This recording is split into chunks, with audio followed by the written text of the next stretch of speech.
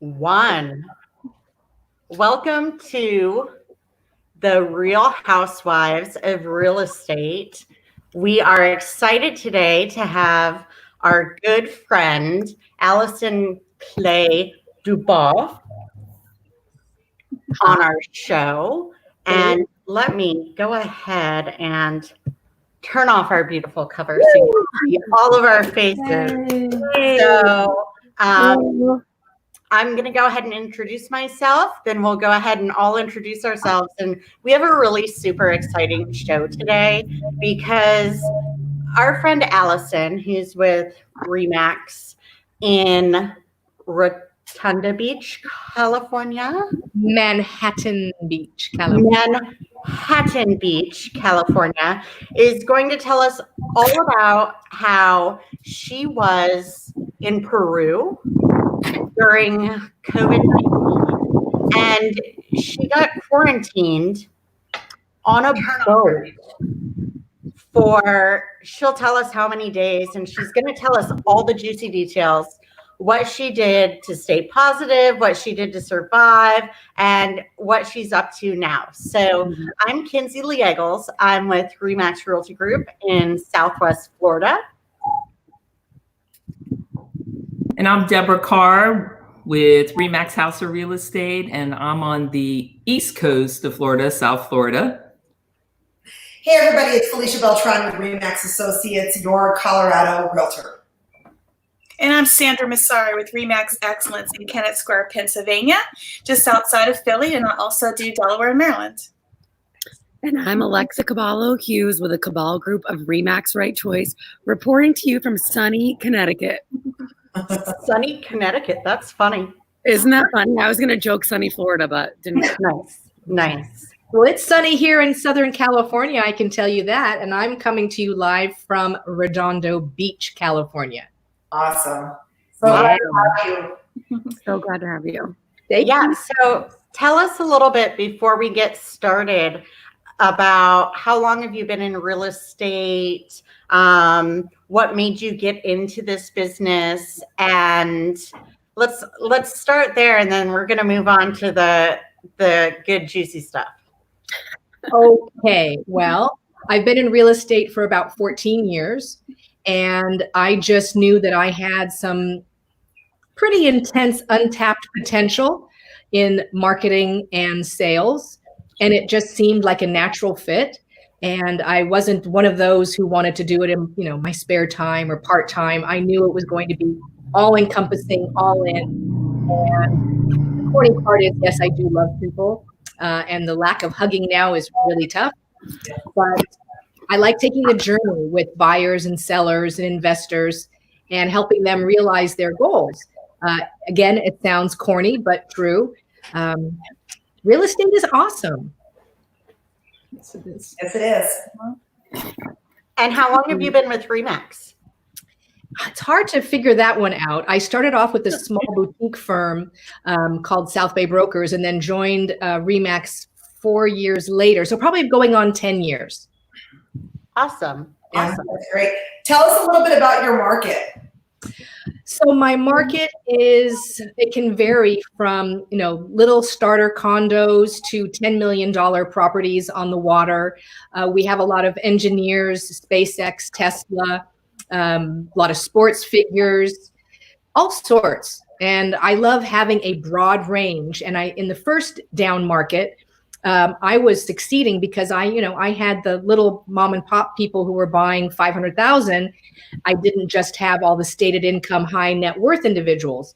So that kept the pipeline going. But our market here is very varied. But Manhattan Beach, Hermosa, Redondo, Palos Verdes, it's pretty much $1 million and up. Wow. Yeah. So how has your market been affected by the COVID virus? Is it built with more tourism or residents in this area? Well, it's definitely second home and principal residences. Before COVID, it was going to be a gigantically incredible season because we were going into spring and summer.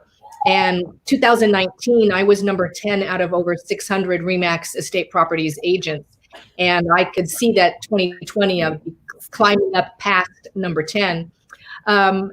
However, in the beginning of COVID, when I left for Peru, I was in 3 escrows. Coming back from Peru, I was able to close 2 out of the 3, which was pretty great. But our market right now is almost like a healthy, stable market. We need inventory, but it's very robust. I have a new listing. I had 5 offers, 3 were all cash, either list or more. I've got buyers that are looking, open 2 escrows on Monday. So it's good. I think people are as anxious to get back into the real estate market that they halted as they are to get back to life and going to the beach, etc. Given that, if we do see a decline, I don't think it's going to hit until probably 2021 at some point. But right now, things are good, rates are good, and people are out there. Multiple offers are happening all the time. Are your beaches closed? The beach is open today, Wednesday. Today is Thursday. So they opened yesterday, but no sitting and relaxing. It's only active swimming, paddling, surfing, no congregating. Wow. So now, Alison, you were speaking to the marketing aspect of things and how you're very creative. Can you talk to us a little bit about that? Yes.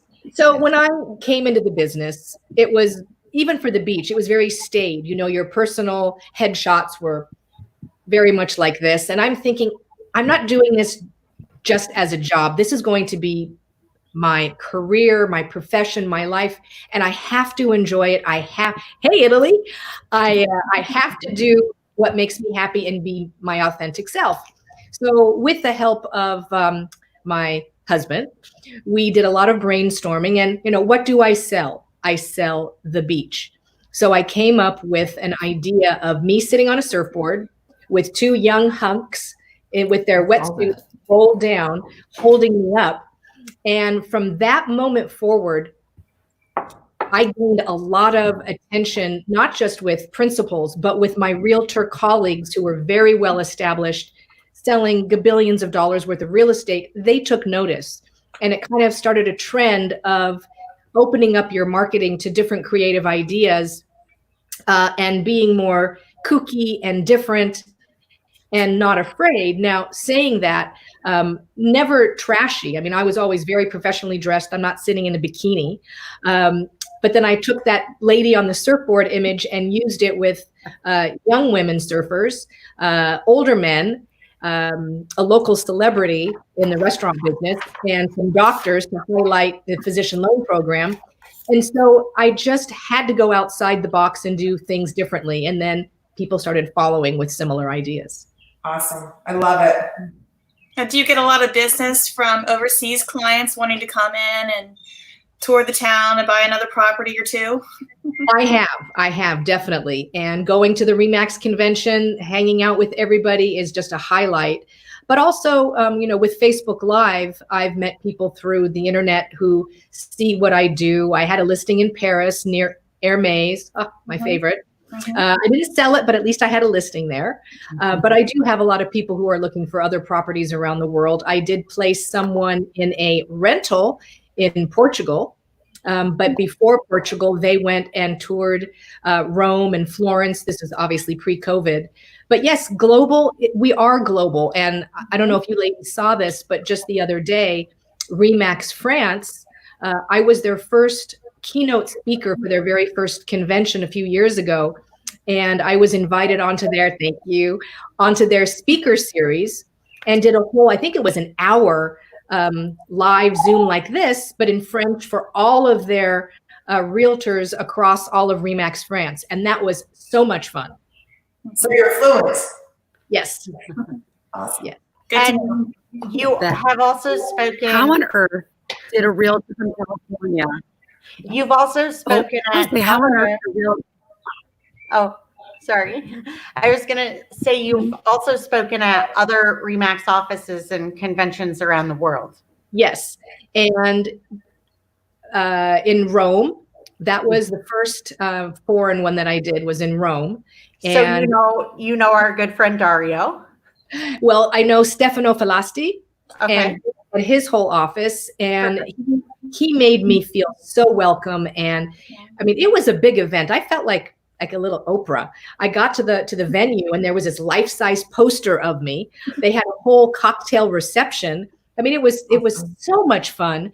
And he put subtitles to all the to the slides. We did a slideshow, and because I don't speak Italian very well, but that was great. And then I did a small one in Tokyo for a group of investors in Tokyo, because for you guys who have any Japanese investors, there is a very strange tax write-off that for California, if they buy property that's over, I forget, over 25 years old, and if the main structure is made of wood, which most of our townhomes in that price point are, they get a huge write-off on their personal income tax by having these income properties.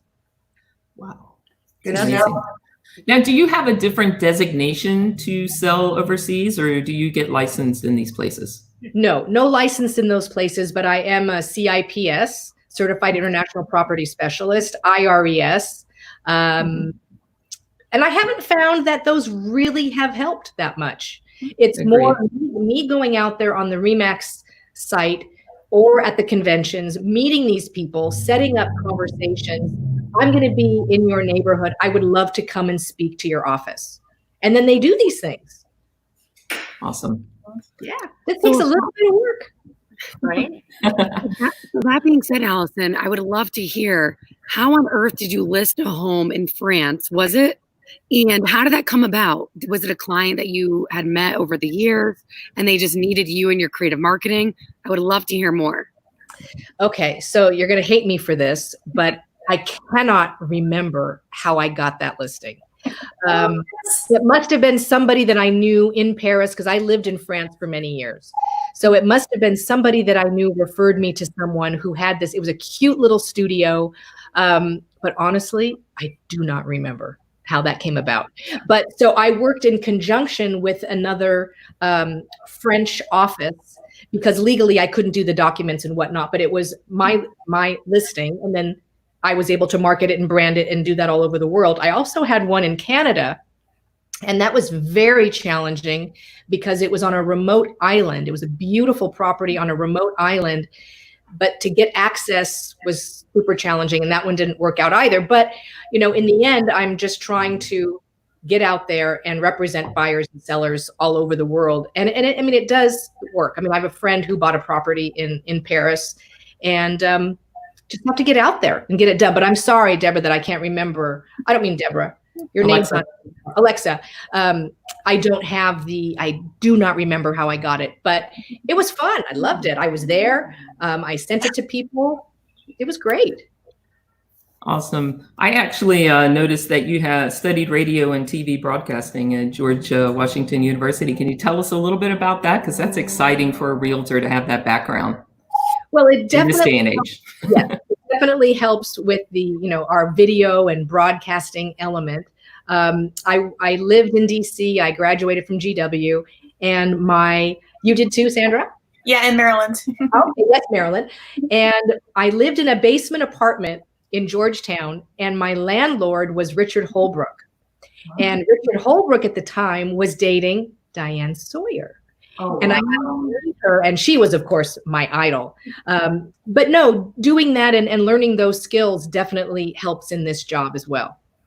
Awesome. So do you do your own productions, or do you pay somebody to do those for you, filming? And tell us how you list properties and do things there in Manhattan Beach. I'm involved with a marketing company called Diggs.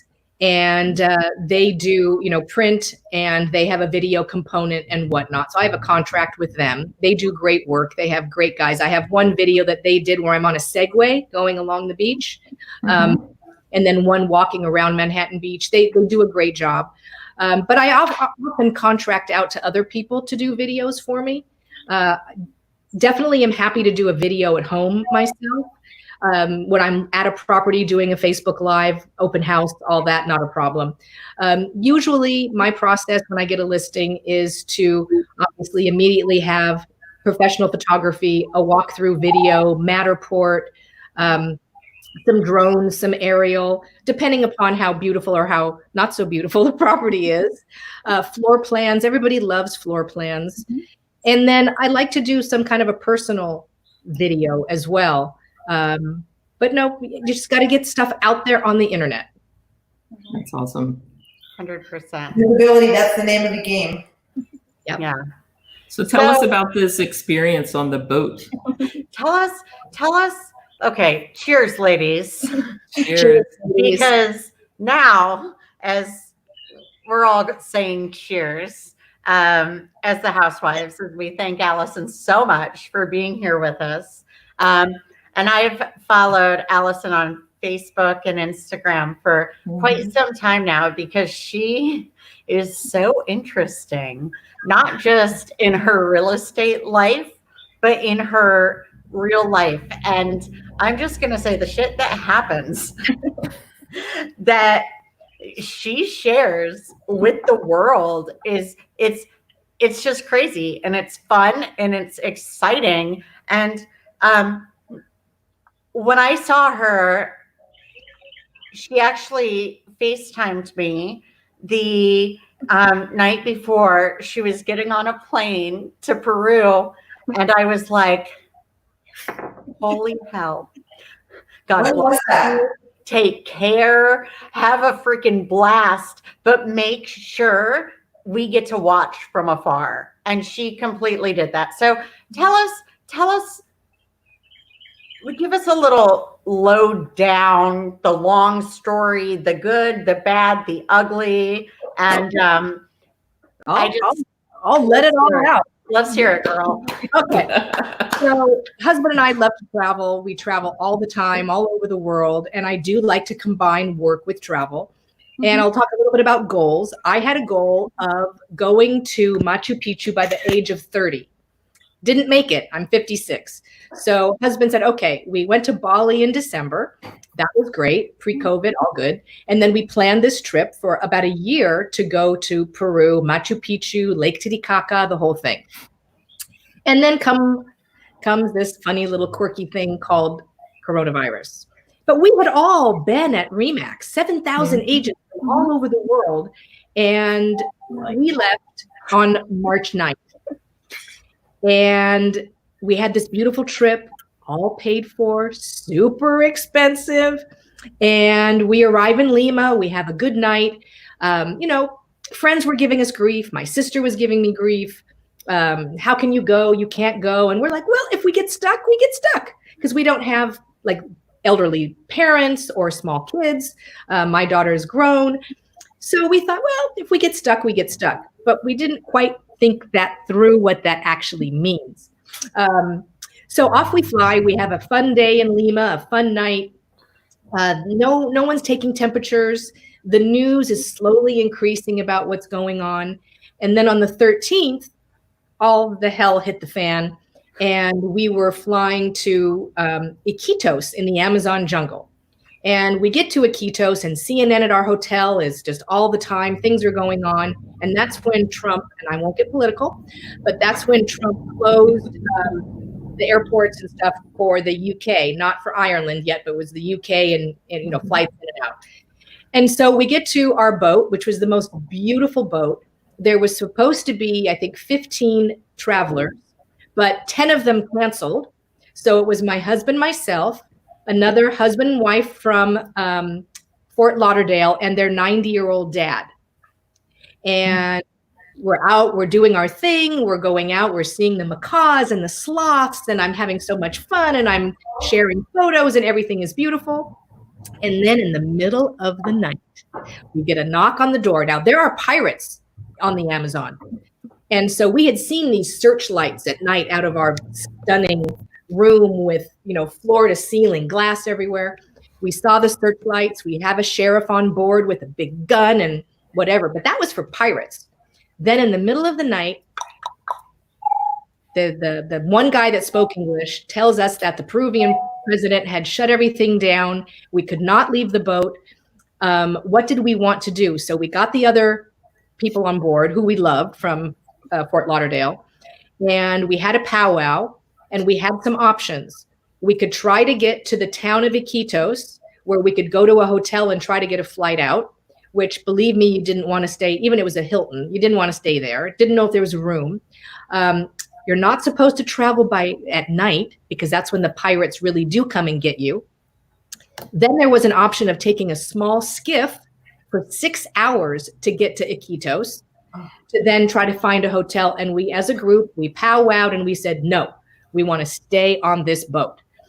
So the next day we started motoring to get towards Iquitos, and every day we would have updates and what's going on and flights and whatnot. And we were registered with STEP, which is the State Department website. When you travel abroad, you should always register with STEP. And so they knew where we were. And I quickly found Americans Stuck in Peru on Facebook.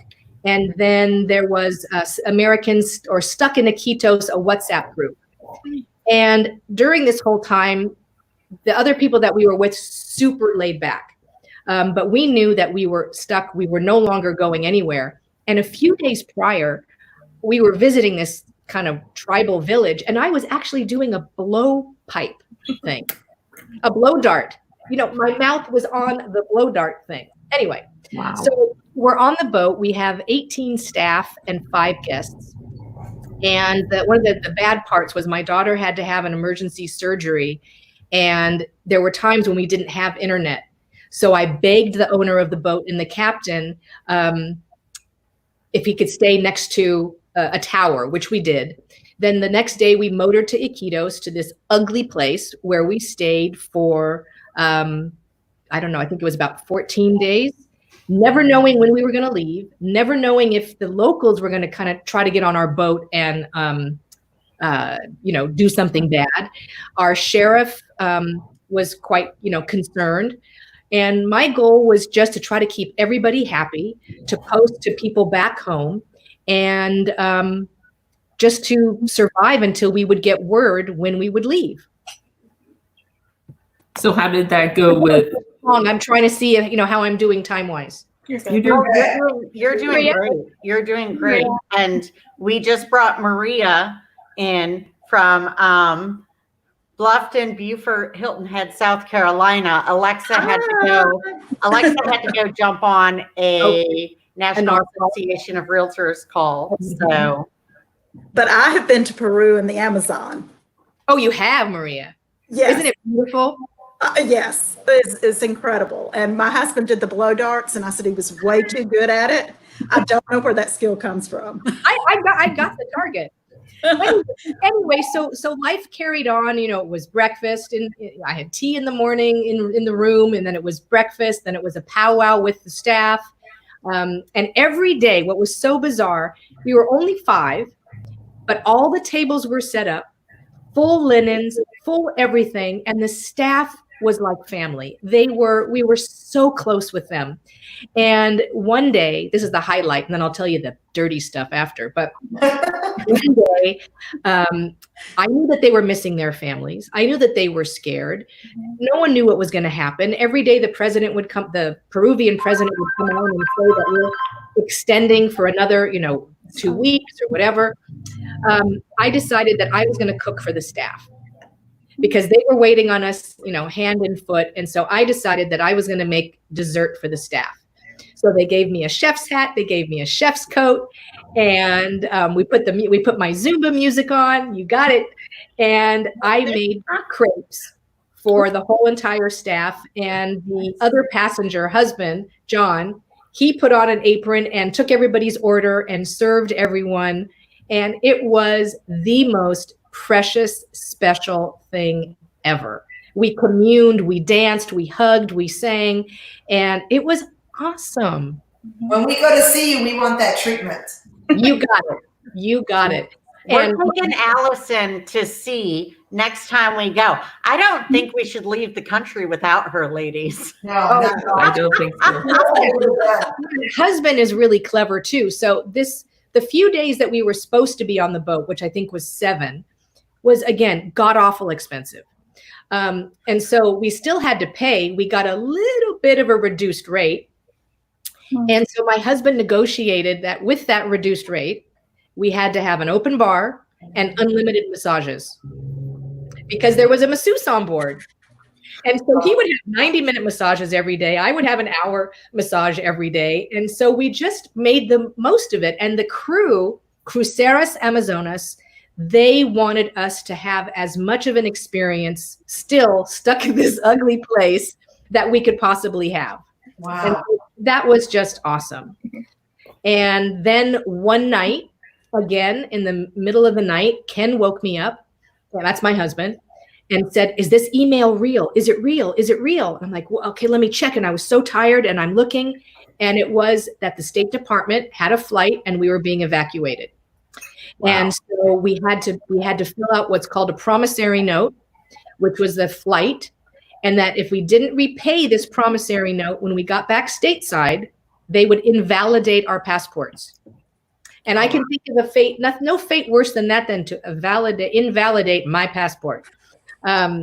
So we had to fill out all these forms and we had to get ready and we had to make sure our names were on this manifest. And that was the day that we left. And we had to say goodbye to the crew. They made us a little lunchbox. It was my idea. And we had to say goodbye. I didn't know what was going to happen to these people. I didn't know what was going to happen to their lives, their families, their jobs. Don't know when, quarantine was going to end. And in the meantime, we had flights home booked. They'd be canceled. They'd be rebooked and canceled, paid for and then canceled. But now we were going to be evacuated and repatriated. And so the owner of the boat organized a bus to the airport, and he organized a security detail to follow us, which was, we need a security detail. That's some scary stuff. And they loaded us up on the boat, on the little skiff. They gave us presents. We said a very tearful goodbye. And then off we went through the water to this other part of the port of Iquitos that was really ugly, and then made our way to the airport with this biker babe chick, all with leather. She was a sheriff, a police officer or something. She was riding alongside our little van. And through the town we went. We were supposed to be stopped many times, check our papers, but no one ever stopped us. And then we got to the airport. And long story short, the 90-year-old dad on our trip, he wasn't on the manifest. Oh, no. And that's when the poo-poo really hit the fan, because that meant that his son and daughter-in-law couldn't leave. Where would they go? And so I just kicked into Realtor gear, and I started calling the State Department and calling this contact and that contact and Facebooking and doing whatever. And then they readjusted and got him on the manifest, and we all left together. Way to be a realtor, Alison. We got to do everybody's job, don't we? I tell you. But my sister, she is a tenured professor at USC, and she teaches abroad a lot. And so she had a contact at the State Department who knew someone who gave me a contact, and that lady was super helpful. We're all about the contacts. It's always. So I remember when I was watching all of your Facebook stories, because I've been home quarantined, and I'm like, what? Like, I could be watching The Real Housewives of Orange County or New York or whatever. No, I'm gonna watch, or The Real Housewives of Real Estate, which is my favorite. But I'm not gonna do that. I'm gonna watch Alison. And I'm going to watch her live videos. And one of the things that really, really surprised me was when the military would board your boat. Board at least every single day and take your temperatures. And they never set foot on the boat. Oh, they didn't? No. And no one ever took our temperature. The owner of the boat did not allow anybody on the boat. The temperature was at the airport.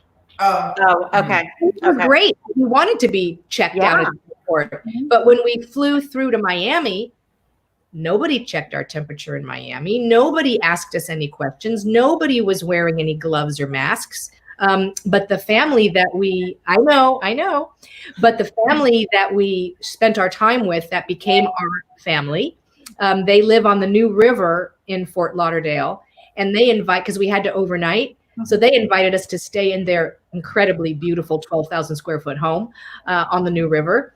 And then they drove us to the airport in the next morning. And again, nothing, sanitation, no testing, nothing. And then we flew to LA. No testing, no questions. The customs guys didn't wear gloves or a mask. It was just like, hey. And then we get home, and that's when it really got intense. Wow. So what are your thoughts? We had about, a week and a half ago, we went through and interviewed brokers, owners, agents from around the world with their the standards and procedures and protocol for their countries. Upon being stuck in Peru with everything that they were doing and then coming back to America, and this isn't political, this is health and love and kindness. What do you think, the difference, like, how would you rate us? How would you rate the love of life? They were so serious in Peru. I mean, they took it so seriously. And I felt more scared here than I did there for my personal health and safety. Well, I don't know about safety, but health. Yeah. Am I coming across okay? I see a little bit of a delay. Yeah. Oh, you're coming across. I think that we're just, we've had a lot of talk about this because, both myself and Deb are immune compromised. Deb's a cancer survivor, and congratulations on yesterday's appointment. All clear, good to go. And so to see the differences in the countries on the protection of health has been very, very interesting to all of us, especially, Sandy, who's in Pennsylvania, where real estate is not an essential service. So Sandy cannot even sell real estate right now. So learning about all of what's going on around the world has been so intriguing for us and for the guests on our show. And boy, has our travel list expanded because of it. Yes. Right. Well, I mean, I was able to close 2 of the deals, and I was actively negotiating while on that boat. And it was hard. I was trying to keep many, many $1 million worth of deals together in just 3 deals. And there were times when I just couldn't talk. And I did step out of the boundaries of what we normally never, ever, ever do. For example, with the agreement of the other agents, we let buyer and seller talk because everything was just blowing up. So to be able to close 2 out of the 3 was pretty great. And here in California, we are essential, and it's been busy. But I needed to stay calm and in the face for my clients. And I will say that I got a review on one of the deals that I closed. It's the best testimonial I have ever gotten. And I'm stunned. And this all went down, when I was there, but we managed to close it. Yeah. Awesome. Yeah, that's kind of the essence of realtors. We just kind of,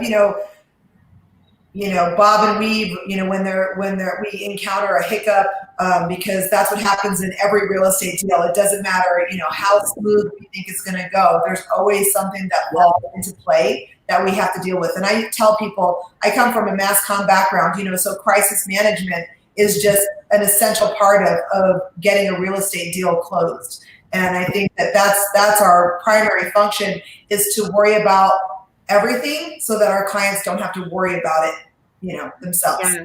And they feel I always say adapt and overcome with kindness. Always. Because there's a lot of people that do it differently. But if you keep the smile on your face, the love and positivity in your heart, and you adapt to the situation and find a way to truly figure it out to keep everybody happy and the transaction moving forward, only good things can happen. It's true. 100%. Yeah. So Allison, let me ask you, what is it you teach when you go to these different offices, either overseas or locally, to the other agents? And how can you help our agents today who are struggling and, they're new in the market here, but this is probably their first real situation where everything's kind of in a stall and they don't know how to get business. What is it you teach, and how can you encourage them to do that? Well, when I've been teaching or talking globally, usually it's about marketing and self-branding, and just the process of marketing and how important it is, because you need to market yourself, and the way in which you market yourself is a clue into how you will market someone's property. So I talk a lot about personal branding and marketing and social media as well, but I'm not a social media guru whatsoever, like our dear Katie. But that's mainly what I talk about. I do a lot of mentoring, but when it comes to today and getting started, open houses are my thing. I love open houses, and I don't know when they're going to come back. And brokers open now, everything being virtual. So the lesson that I try to share, which is the lesson that I did not learn, is from day one to stay in touch with your very first clients.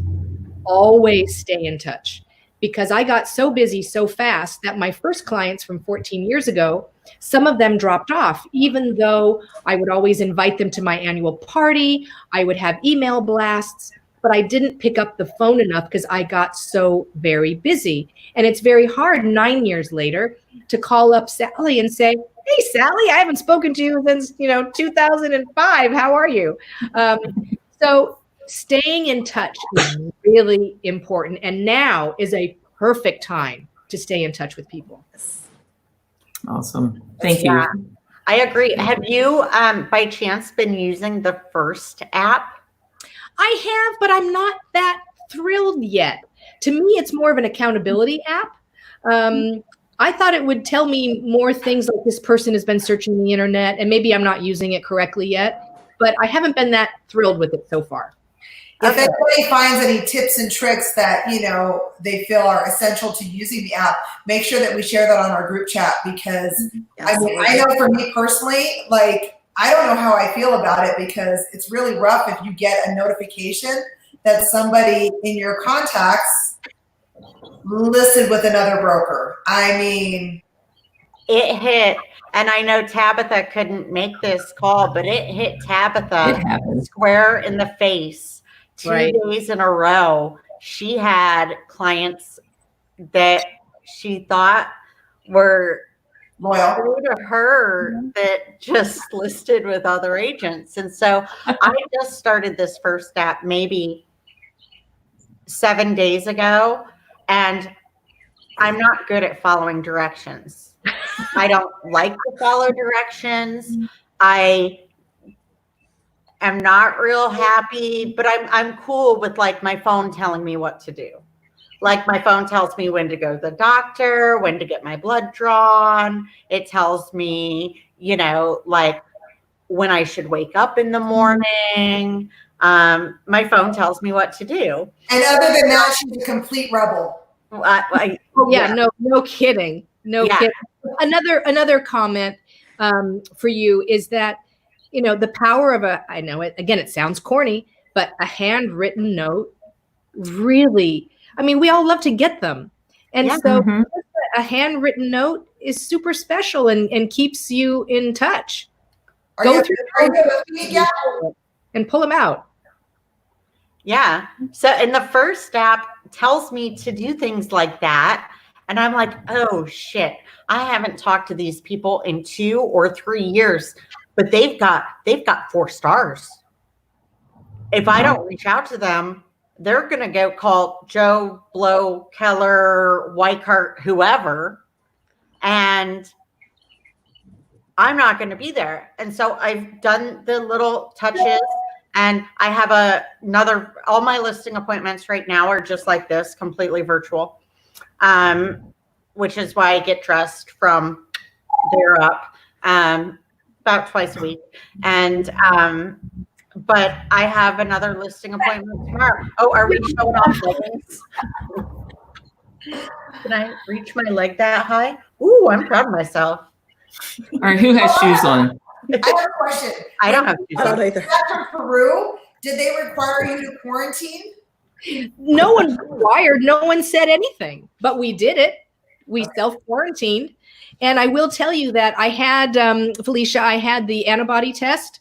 I was going to ask about that next. I had it just 3 or 4 days ago. And maybe it's crazy, but I was really, really hoping that it would be positive for the antibody, that A, I could give plasma, B, then I would maybe not be immune, not be vulnerable anymore. But it came back normal. Well, mine came back normal as also, and everybody in this group watched me get really sick after I got back from R4 and I'd gone to Aspen and then come back and gotten really sick in March. Had all the symptoms and I couldn't get a test.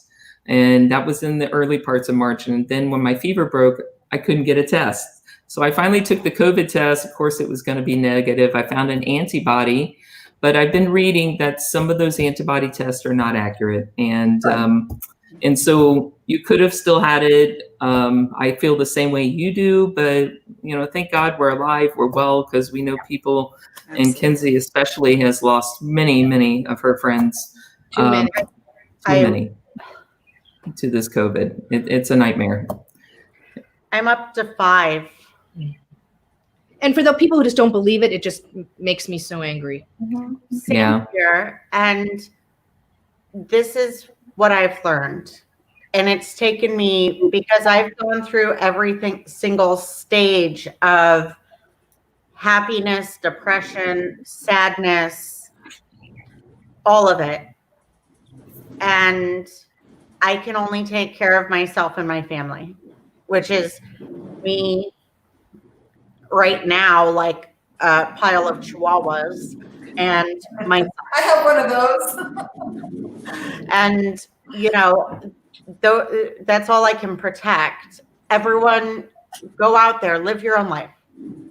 Do whatever you think is going to make you happy. I got my email today saying minimum 30 more days at home. Yes. Thank Well, you're a special case. I am a special case. In more ways than one. Special. Super special. And when I got that, it hit me pretty hard. And I don't know if I've dealt with that yet today, because I have another listing appointment at 4:30, and all I can do is keep listing properties while I'm wearing my pajamas and virtually. And all of my clients are 100% like, oh, cool, because we really didn't want to meet with you anyway. Like they're like, yeah, I've got FaceTime. Yeah, I can do Facebook video messenger. I can, jump on Zoom or Skype or Google Hangout, whatever it is. And I'll walk you through the home. I'll show you the good, the bad, the ugly. I'm like, send me 50 pictures of everything that's screwed up and everything that's beautiful. And let me put together your CMA. And then, we'll get your listing paperwork done. My photographer, videographer will be there. He will put on a lockbox because he's also a licensed realtor. And we'll go from there. And my clients are so happy. And my buyer's agent, oh, he's rocking. He's mask, booties, Gloves. Yes. yeah, to say a Can I grand. tell you one funny virtual story? Yeah, Yes. do it. So I sold this. So my listing that I have now that's in escrow, I sold it to the family, and they did some improvements. And he told me hardwood floors throughout. So I'm like, great, okay, hardwood floors throughout. I send the photographer out there. He does the Matterport, the photos. The place looks great. And then I finally, I never walked through it. So finally now I have to show it to someone. So I go in, I take 1 foot in. It was luxury vinyl. And the seller told me it was wood. And I'm like, oh no, okay, all right. Hello, we have to change this. I'm like back on the MLS, changing it out real quick. But when you can't see it and you can't touch it and you can't walk on it, then how do you know? You don't know. True. Yeah, and that's why I'm blessed that my photographer is also a licensed realtor. And so I sent him with a list of items to check off. And, you know, I've had hardwood floors and I've had those heavy duty vinyl wood floors. Let me tell you how much easier it is to take care of fake wood floors. Oh yeah. I go for the porcelain. We have porcelain at our house that looks like wood. Yeah. Wow. So are you doing virtual tours of your houses right now, Allison? Well, that's the only current listing that I have. And I have not done, I did a virtual brokers open with our association, but I popped it in escrow so fast that was good enough for me. That's happening a lot now with the limited inventory. Yep. Absolutely. I want to know about the cooking show. Oh, the cooking show. Basically, I love to cook. So I line up all my ingredients and I show everybody what it is. And then I ask everybody, okay, what do you think it is I'm cooking? And then people guess. Oh, fun. I'm addicted to TikTok cooking tips. Are you doing it? Kicked off TikTok. They kicked me off. How did you get kicked off TikTok? I don't know. What did you do? I don't know. But they gave me one rating and then they kicked me off. I got kicked out of a support group. Okay. All I was doing was supporting. Speaking of getting kicked out of amazing places like TikTok, I can't use TikTok. I like it. I'm addicted. I literally take TikTok breaks. Oh, awesome. Oh, so That's awesome. have you guys heard, hold on, I know we're running over, but have you heard, hold on, this is something that you guys might want to know about. Marco Polo. No, what's that? We actually have a Housewives Marco Polo group, Marco Polo, but I think we kind of lost it maybe a year ago. We used it for we did have that. Mm-hmm. It was like the walkie-talkie app, right? Yeah, but like it's a text send type a video, you have to video back and forth, and it's that one to me is too much work. Like, especially now that Facebook has groups and you can all just chat together as a group and you can put on silly faces, and we did that the other night and had a blast. Does anybody know who started the view from my window?